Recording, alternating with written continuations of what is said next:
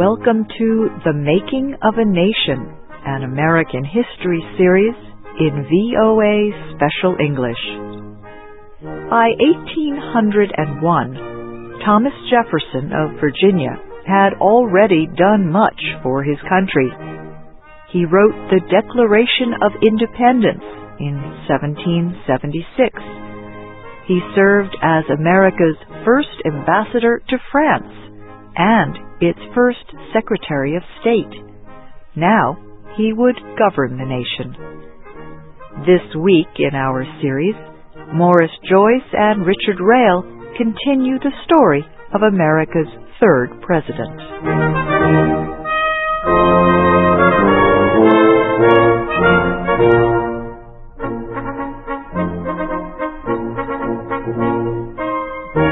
Thomas Jefferson was happy and hopeful as he took office. His new political party, the Republicans, had defeated the older Federalist Party. The Federalists had controlled the government for 12 years. America's first president, George Washington, was not a Federalist, but Federalists controlled the cabinet and the Congress during Washington's 2 terms.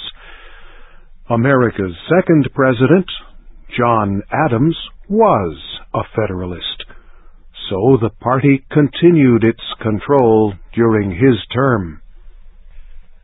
The Federalists and the Republicans held very different opinions about how to govern the nation. Yet, the change in power from one party to the other took place peacefully.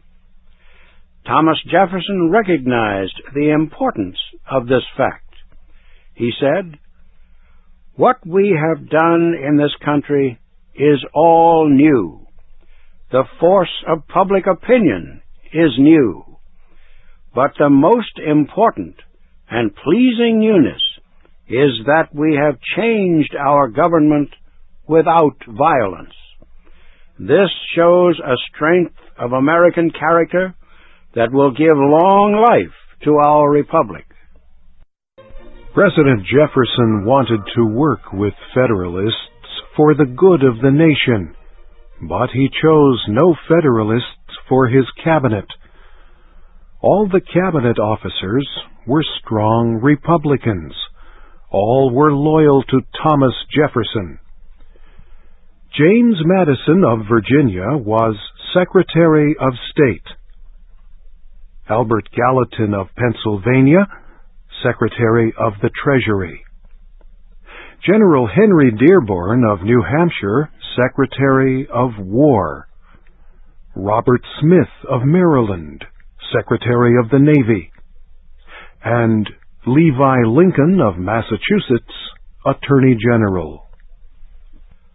For other government positions, Jefferson decided to take a middle road.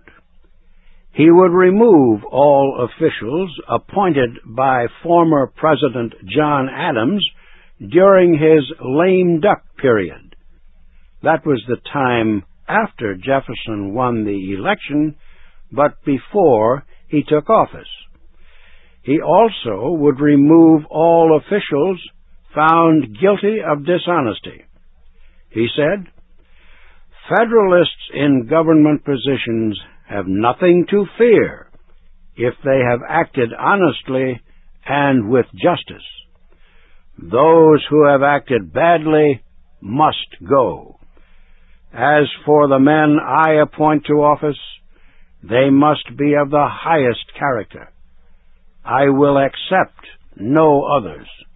Federalist leaders denounced Jefferson's policy. They thought all Federalists should keep their government jobs. Many Republican leaders denounced Jefferson too. They thought no Federalist should have a government job. The president was caught between the two groups. He finally answered his critics. "Shouts and screams from Federalists or Republicans," he said, will not force me to remove one more official or one less. I will do what I think is right and just.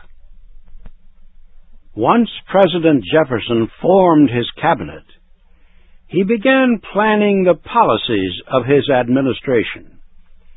His two closest advisers were Secretary of State Madison and Treasury Secretary Gallatin. First, they discussed financial policy. They agreed that the government must stop spending as much money as it did under former President Adams. So, government departments would get less money. They also agreed that the government must pay its debts as quickly as possible. The government owed millions of dollars. Each year the debt grew larger because of the interest on these loans. Albert Gallatin said, "We must have a strong policy. The debt must be paid. If we do not do this, our children, our grandchildren, and many generations to come will have to pay for our mistakes." President Jefferson wanted to pay the government debt. He also wanted to cut taxes on the production and sale of some products, such as whiskey and tobacco. He hoped the government could get all the money it needed from import taxes and from the sale of public lands. Jefferson began saving money by ending unnecessary jobs in the executive branch. He reduced the number of American ambassadors. He dismissed all tax inspectors. Congress would have to take the next steps. Most government offices, Jefferson said, were created by laws of Congress. Congress alone must act on these positions. The citizens of the United States have paid for these jobs with their taxes. It is not right or just for the government to take more than it needs from the people. Jefferson especially wanted Congress to reduce the judicial branch. He hoped to dismiss all the Federalist judges former President Adams appointed during his last days in office. These men were known as midnight judges. The Federalists were furious. They accused Jefferson of trying to destroy the courts. They warned that his financial program would crush the nation. They declared there would be anarchy if Federalist officials were dismissed. Most people, however, were happy. They liked what Jefferson said. They especially liked his plan to cut taxes. Jefferson's biggest critic was his longtime political opponent, Alexander Hamilton. Hamilton had served as the nation's first Treasury Secretary. Now he was a private lawyer in New York City. He published his criticism of Jefferson in a newspaper he started, the New York Evening Post. While the public debated Jefferson's policies, the Congress debated his proposal to reduce the number of federal courts. Federalist congressmen claimed that the president was trying to interfere with the judiciary. This, they said, violated the Constitution. Republican congressmen argued that the Constitution gave Congress the power to create courts and to close them. They said the former administration had no right to appoint the so-called midnight judges. The Republicans won the argument.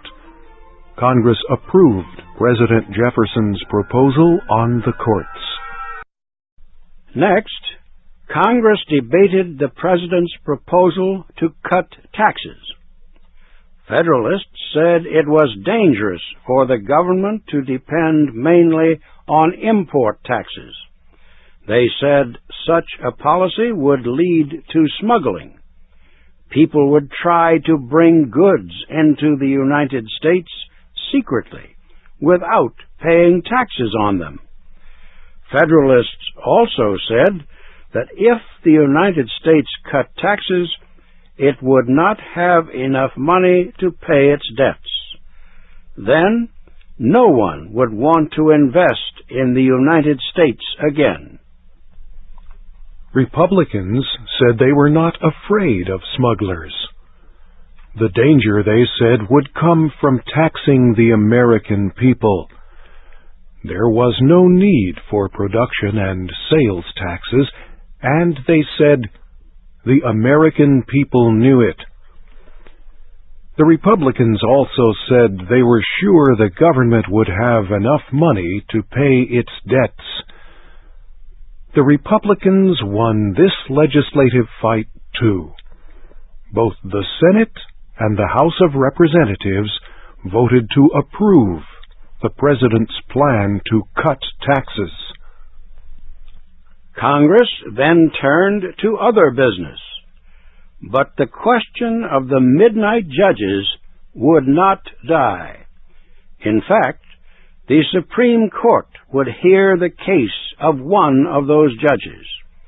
Its decision gave the court an extremely important power, which it still uses today.